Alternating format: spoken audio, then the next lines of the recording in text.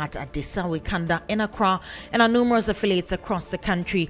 Coming up this afternoon in less than 24 hours, over 1,100 NDC delegates in the Ayawaso East constituency will vote in a crucial primary to elect a candidate to contest the March 3 by-election. Also, Africa Center for Energy Policy proposes serious power sector reforms to deal with systemic challenges affecting effectiveness of the Energy Sector Levy Act, ELSA. And a family of 39-year-old man demand justice following a gruesome killing in the Sherigu forest in the Bogatanga municipality of the Upper East region. We have details of these and many more coming up shortly. Please do stick and stay with us. My name is Judith Brown.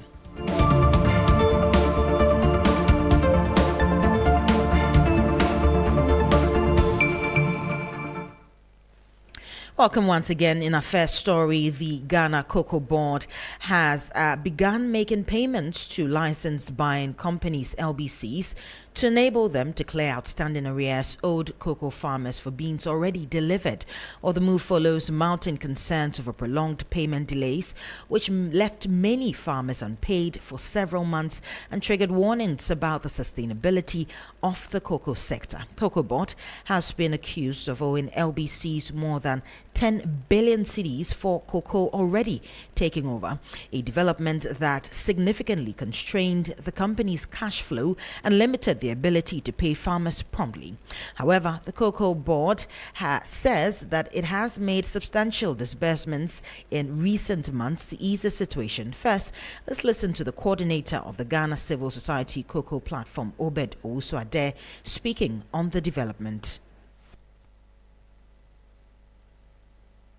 The problem within the cocoa sector, especially the financing challenge, is not a today problem. To attempt to deal with it as a today problem is where we are having a challenge. We need to look about 2-3 years back. What was the existing situation? How come 2-3 years ago farmers were not complaining, but now there is this problem of farmers complaining and farmers not being paid? That was because there was a political decision to change the financing arrangement that existed. And I must put on record that for our civil society, when that decision was made, we applauded it. We thought it was a bold decision to move away from syndication into raising funds from the chocolate companies, from the traders to purchase the cocoa. We think in the future that is the way to go. The problem, however, Fonsha, is that in between time, there was no stopgap measure put in place to absorb some of the shocks that this new financing arrangement was going to bring. And that is what has brought us to this challenge right now.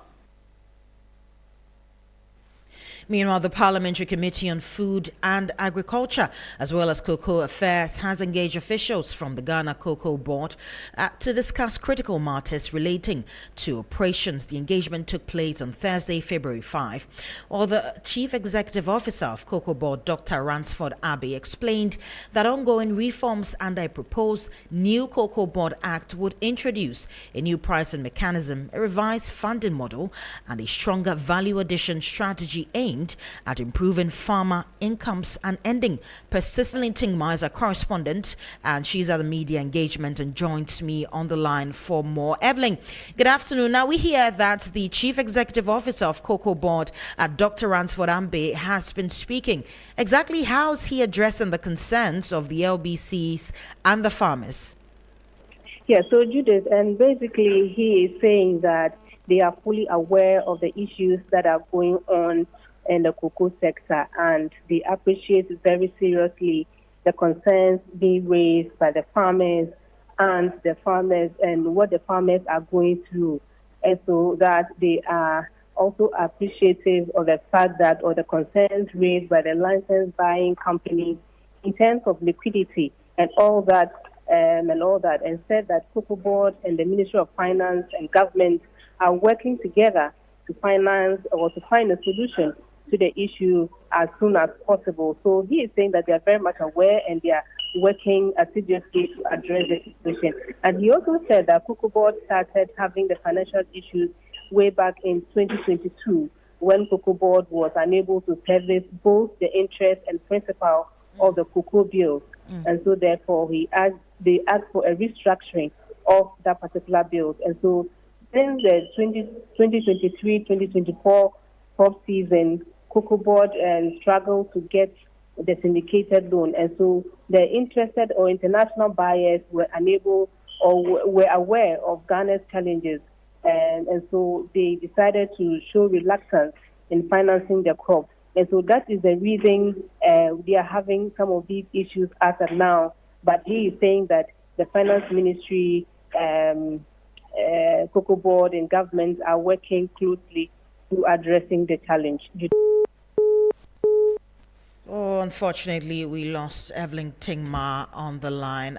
She will try and reconnect with her because we want to know, of course, whether or not there's any indication that there will be some full payment to the LBCs. But that's on the cocoa sector. Let's move ahead and do some more stories because the Accra High Court has granted lawyers of Vehicle Embossment Association of Ghana's plea to serve hearing notice to Original Manufacturing and Embossment Company Limited, the second defendants in the suit against DVLA. Well, the plaintiffs, VMAC, have been seeking to restrain DVLA from rolling out a digital or any new vehicle number plate registration system. Despite being joined to the suit, Original Manufacturing and Embossment Company, the single party contracted by DVLA for their new registration system, failed to show up in court on Friday for the case. Well, my colleague Lord Eduasare is there and joins me on the lines now with more details on this. Lord, now tell me, what can you report from the court? Well, Judith, you recall that the last time we were in court about 2 weeks ago, or last week actually, lawyers of the Original Manufacturing and Embossment Company, the sole contractor of DVLA for the new number plate registration system, they filed a joint application to be joined as defendants in the matter. That request was granted, and so today the hearing was supposed to continue where they're supposed to make the arguments after the lawyers of VMAG, the plaintiffs in the matter, should have served them the processes. Now, in court today, the lead counsel for VMAG indicated to the court that despite the fact that they had served the processes to the Original Manufacturing and Embossment Company, they had no representation in court today and without any reason whatsoever to the court. And so they prayed the court for them to be granted leave to file a hearing notice to the second defendant so they may not have any excuse or reason when the case is heard at the next adjourned date. And so this request was granted by the High Court judge. And so the case has been adjourned to February 13 for continuation. But spoke to the PRO of VMAG to give a bit more context because, again, somewhere last week we spoke to the DVLA Chief Executive, Julius Nikwe, where he was giving context as to why he didn't get the reason VMAG was in court trying to get an injunction to restrain them from executing the new registration system when they were part of when the contractors themselves were part of the association in the first place. So you can take a listen to him, Judith. Well, we'll bring you that sound much later. But what's the next step in regards to this legal battle, Lord?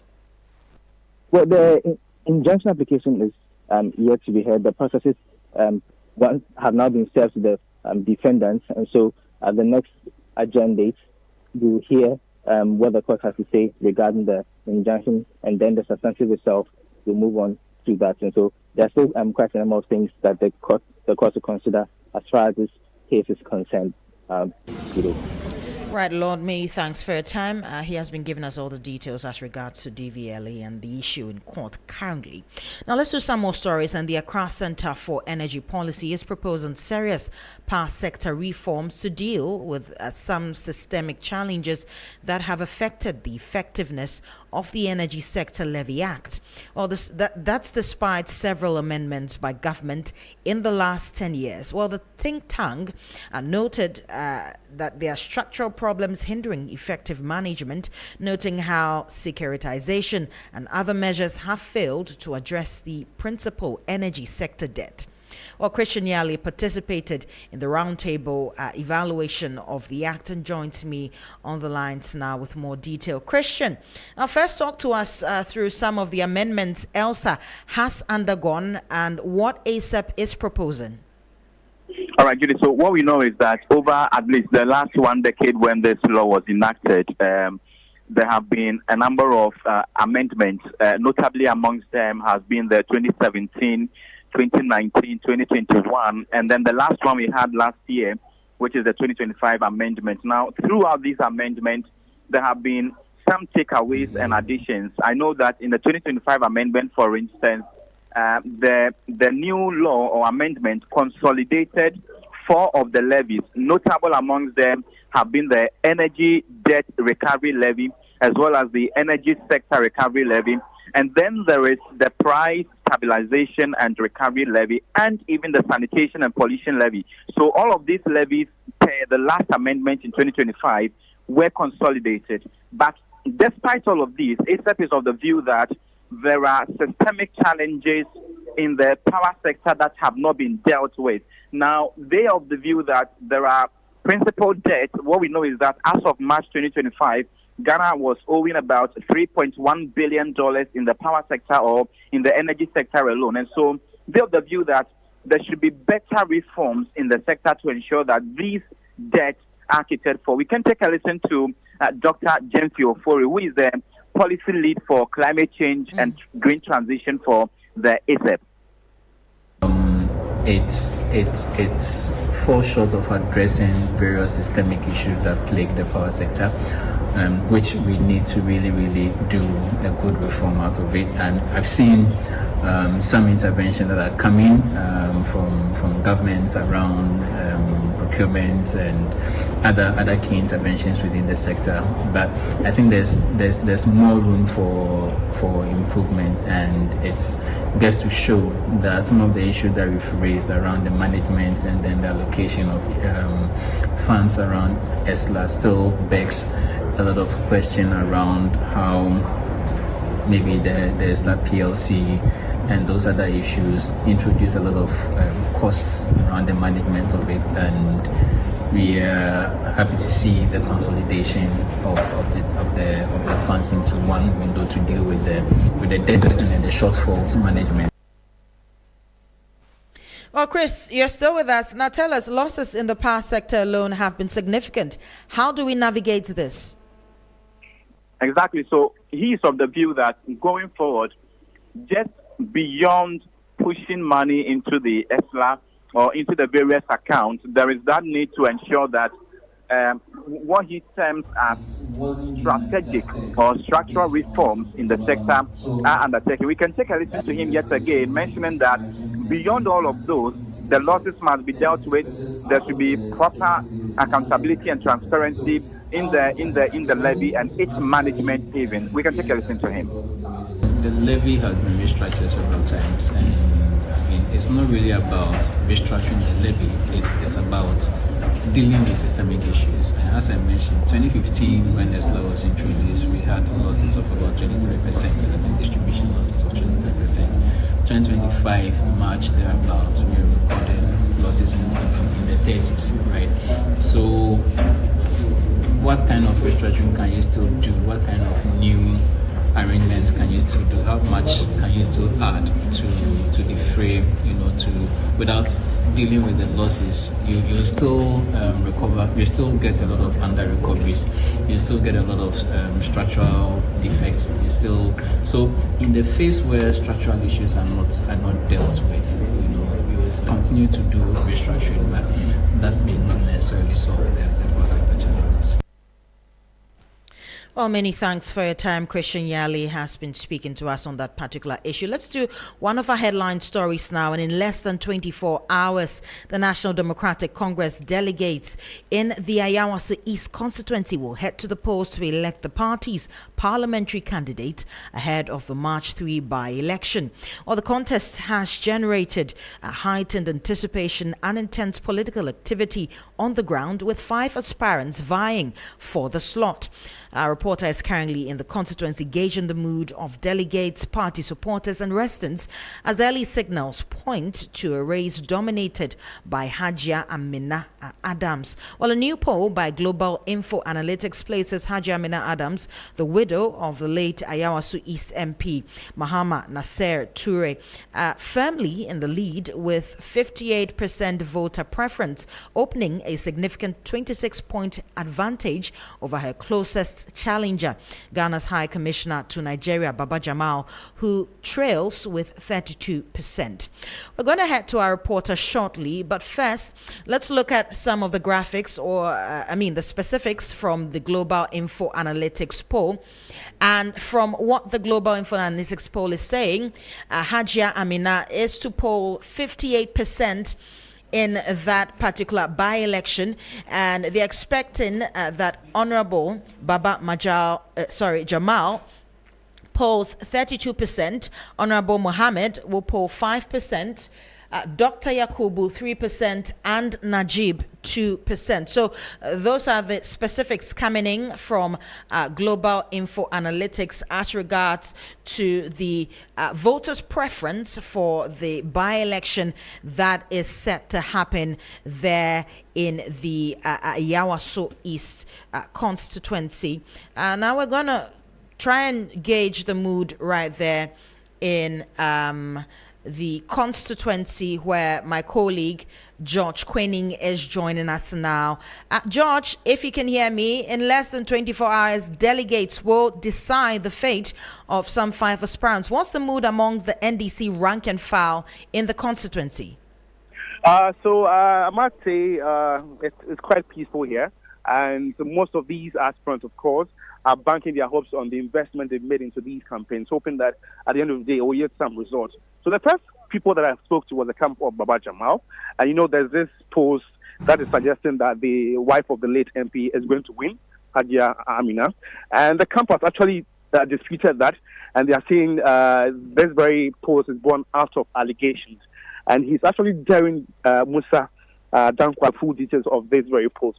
Of course, it's actually against them, so clearly. But if you go to the camp of Amina, they are actually welcoming this very post, but they are just not going to rely heavily on that. They will still work like there's not been any release of post. So this is what it is. But the electorate, or the delegates, I should say, are actually looking out for someone who can actually transform the constituency. Because if you talk about Ayawasu East, it's probably noted for violent, notorious activities. So they want someone who can actually reorient and transform that very constituency. So this is exactly what the delegates are looking at for Judith. Okay, and does it look like Hajia might be getting all the votes, 58%, has been? Most of the people that I spoke to say sympathy vote to work out for it, because, in instances where, spouses have died, people that want to take over that position get sympathy vote. And also, the husband has actually taken her through that politics, and so it was carefully planned that when he's no more, the wife would follow his stead. And so clearly most of the delegates have bought into that, and so it was actually planned that those days they will come. And so it's more like continuation. So if you go to the camp, they'll say Hajia Chia, so more like continuing from the husband's past whatever he's an achievement. Right, many thanks for your time. George Quening has been speaking to us from the constituency where the by-election is set to happen. Meanwhile, Baba Jamal Alaji, the spokesperson for Baba Jamal, who is considered one of the 2 frontrunners, has challenged the findings of Global Info Analytics survey. Let's take a listen. Well, because what he did has nothing to do with any investigation. Musa Dankwa didn't do any investigation. And I dare him, if he did, he should publish whatever he did in Numa. Again, after he published the 4 p.m. results, I called him and introduced myself as a campaign manager for Baba Jamal and wanted to know how he arrived at his decision. And according to him, that is what he has been doing all over. And he did the same thing in Akotia, and we didn't complain. And I'm telling him that, look, if you do the same thing in Akotia is different. Here we are in East Ayawaso, Songo community, Muslim community. So if you are claiming you have done something that is favoring the woman, publish it. Because before him, other institutions has also done their work basing it on the delegate list. So if you have a delegate list, a delegate election on Saturday, and you claim you have done a poll, and the poll was not meant for the delegate election, why do you publish it ahead of the delegate election? Okay. Currently, if you want to look at one of the credible pollsters in Ghana, he's one of them. Yeah. But this your comment dents his credibility. Of course, and I told him yesterday that tomorrow's result will even dent his credibility even more. Yes. Tomorrow's results will even dent his credibility even more, because from what I see, it was like somebody has paid him to publish something to favor somebody, and that will dent his credibility. I'm telling you. Okay, but this very poster you are taking is normal, because actually the person is from your camp, so obviously you don't accept a poll if it goes against your candidate. I am not telling you we are against polls. I am telling you other people have done their polls based on the delegate list. Okay. Well, you have Baba Al-Haji, who is a spokesperson for Baba Jamal. Interesting allegations he's making there, saying that Musa Dankwa might dent his image in the upcoming by-elections. Well, we have to see really how everything will pan out in that election. Let's bring in now Mahdi Jibril, who is the NDC Deputy Director of Elections and IT, for more on this. Good afternoon, sir. Now, is the party fully ready for the primary in Ayawaso East? Let me make a small correction. I'm the acting director of elections, not deputy director. Now, I think we are ready for tomorrow's election. So far, there have not been any issues that any of the aspirants have raised against the process. Today, this morning, we have handed over the electoral process to the Electoral Commission. That is the ballot papers and the register of the election for the election, witnessed by the agents of the aspirants for the election. The venue for the election, NEMA cluster of schools is ready for the election. Police have been engaged and they are taking over the venue from today. So everything for the election, I would say, is ready. Now, if you can walk us through what delegates should expect on the voting day. On the voting day, delegates are expected to come with a voter ID card or a Ghana card. They also come with accreditation. At the entrance, they will go through the register and be checked before allowing to enter the premises. That's where the elections will take place. After that, as a delegate, if you are carrying a phone, the phone will be taken from you by the police. You go through the process of voting from the checking your name in the register, checked if you are in, then you go through the process of picking the ballot paper and then cast your vote and leave. And this is the process of the election. And have there been any measures put in place to ensure safety, security ahead of the polls? Yes, for the members of the police, we have handed over the security issues to the police, and I believe the police will do their work well tomorrow. Right. Many thanks for your time. Mahdi Jibril is the acting director of elections for an IT for the National Democratic Congress. Let's do some more stories. And infrastructure development in the Kintampo North municipality is seeing a significant surge as local leadership reports the successful rollout of 7 major projects funded through the 2025 Common Fund. Now, during a recent inspection tour of project sites, both the municipal chief executive and the member of parliament for Kintampo North expressed high levels of satisfaction with the pace and quality of ongoing work, citing continuity as the backbone of the current administration's success. The MC highlighted that the 2025 Common Fund allocation has been strategically distributed across education, healthcare and urban infrastructure. The 7 awarded projects include a 3-classroom block, Chiefs compound, 2 traffic light installation and hospital expansion aimed at reducing congestion improve education and bolster healthcare. With the whole common fund we have gotten in 2025, we have awarded 7 projects in all. 3 of them are classrooms, 1 is a chip compound, and we have 2 traffic lights and a health facility at the municipal hospital. In going around and looking at the projects, I think all in all, I want to say I am so impressed with it. And the work we have come to see so far and the pace at which the contractor is working, we are really well satisfied with it. He's at the level of casting, which is almost 85 to 90% complete. The MP attributed the high quality of work to the selection of experienced contractor. So far, excellent, because we are lucky to have a certified GET fund contractor who has been in the system for years. I can only say thumbs up to them and the contractor. And then also to add that we are pleased that so far so good. A government that has come has not stopped any projects and say continue. We will be talking of commissioning soon and not evaluation of former government projects. With several projects nearing 90% completion mark, municipal authorities expect a series of commissioning ceremonies in the coming months. These developments are expected to significantly ease the infrastructure deficit in Kintampona, particularly in the health and education sectors. Now, President John Dramani Mahama says Ghana is on track to exit the International Monetary Fund IMF program by April 2026 following improvements in key economic indicators. Speaking at the Ghana's Saka, he said inflation has eased, foreign reserves have improved, and investor confidence is returning after recent fiscal reforms. President Mahama noted that the stabilization economy positions Ghana to expand trade and investment, particularly under the Africa Continental Free Trade Area. Through decisive reforms, fiscal discipline, and bold policy choices, Ghana has stabilized its economy and restored confidence.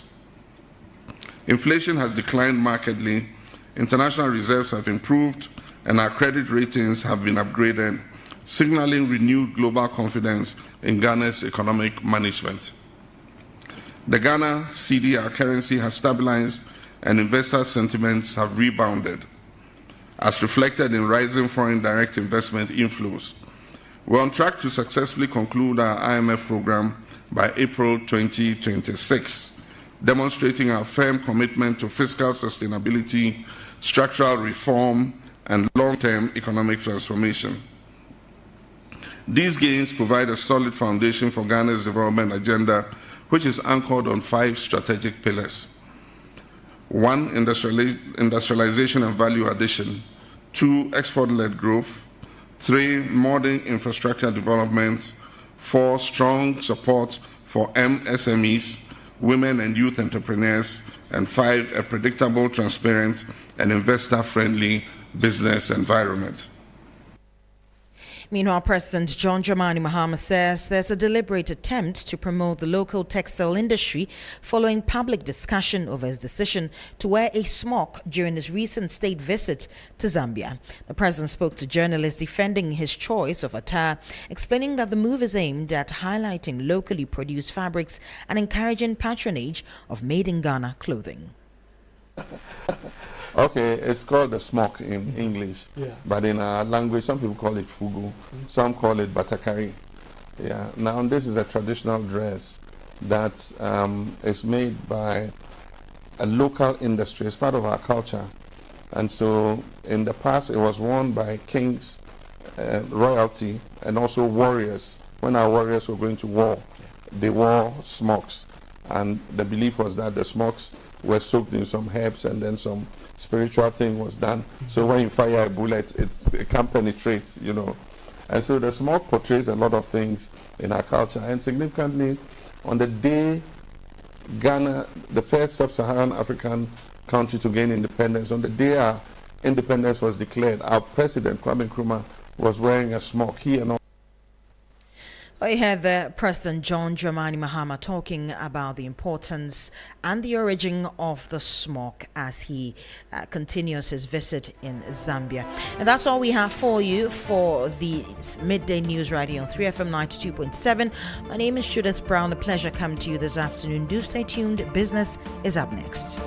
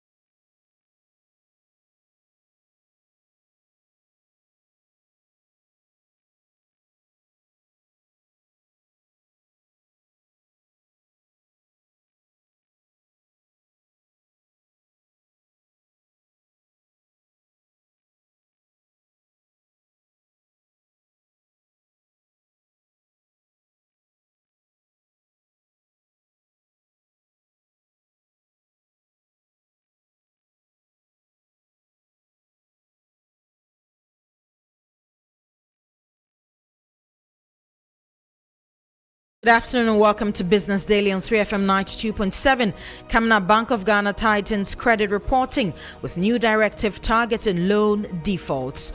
And government statistician Dr. Idrisu urges strict fiscal discipline as Ghana's inflation hits 27-year low.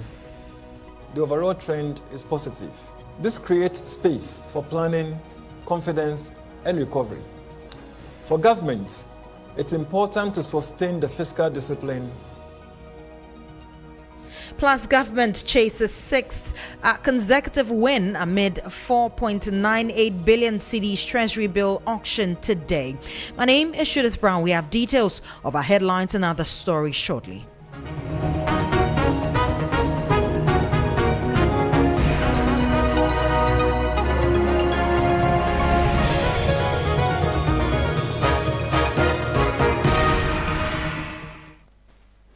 Welcome once again to the bulletin. We start from here. Now, in a decisive move to bolster the nation's financial stability, the Bank of Ghana, BOG, has issued a formal directive requiring all participating institutions to strictly submit credit data on individuals and businesses to licensed bureaus. The directive aims to eliminate information asymmetry, a situation where lenders lack a clear picture of a borrower's total debt. There's more in this report. In a notice issued by the Financial Stability Department on February 5, 2026, the central bank said institutions must engage XDS Data Ghana Limited, Dan and Bradstreet Credit Bureau Limited, or My Credit Score Limited to obtain credit information or submit required data. The directive is in line with Credit Reporting Act 2007, Act 726, which established the credit reporting system to promote the sharing of credit information among lenders and other users. The system benefits both lenders and borrowers by improving credit risk assessment, reducing credit cost, and lowering non-performing loans. It's noted that since becoming operational in 2010, the system has helped improve credit quality in the financial sector. The central bank added that the scope of participating institutions was expanded in 2021 to include telecommunication companies, utility providers, retailers, mobile money operators, fintech firms, and government agencies that provided credit to small and medium-sized businesses. Other participants include student loan schemes and suppliers offering goods and services on postpaid or installment terms. Under current rules, institutions must submit credit data within 72 hours of granting credit and obtain credit reports before approving new facilities as part of efforts to strengthen discipline and reduce defaults across the economy. Under current rules, institutions must submit credit data within 72 hours of granting credits and obtain credit reports before approving new facilities as part of efforts to strengthen discipline and reduce defaults across the economy. Now, Ghana has recorded its lowest inflation rate in nearly 3 decades, with headline information dropping to 3.8% in January 2026. While this marks a significant decline from the 5.4% recorded in December 2025 and the 13th consecutive month of easing prices. Government statistician Dr. Alhassan Idrisu has described the milestone as a signal that the country is firmly on the path to macroeconomic stability. The data tell a very clear story. Inflation has fallen sharply and consistently over the year. Price pressures are easing across most components of the CPI. While challenges remain, particularly in some regions and food categories, the overall trend is positive. This creates space for planning, confidence, and recovery. For government, it's important to sustain the fiscal discipline, continue efforts to stabilize food prices, and invest in storage, irrigation, transport, and market access to reduce regional disparities. For businesses, easing inflation provides room to invest in efficiency, strengthen local supply chains, reduce unnecessary costs, and translate savings into more stable prices for consumers. For households, this is a good time to plan budget with greater confidence. Prioritize essentials, avoid non-essential spending, and save where possible. Meanwhile, a senior fellow at the Africa Policy Lens, Dr. Eric Boachi-Adom, has suggested that the rapid deceleration of prices indicates that Ghana could enter a deflationary cycle before the end of the first half of the year. This follows the Ghana Statistical Services report indicating inflation dropped to a 5-year low of 3.8% in January 2026. While initial forecasts for 2025-2026 suggested a steady return to single-digit inflation, a sharp dip in January inflation to 3.8% has shifted the conversation. The trend shows the country is hurtling toward deflation much faster than originally anticipated. I think we should be approaching a negative inflation earlier than mid-year, but it also raises concern about the numbers that the GSS is churning out and the reality on the market. If you look at an item like transport, that has already recorded a deflation of 5.9% per the figures from the GSS. It means that all other things being equal, the year-on-year inflation on transport shows that transport prices are declining. You can see that prices have been relatively the same, and even price for ride-hailing services has rather gone up in some cases.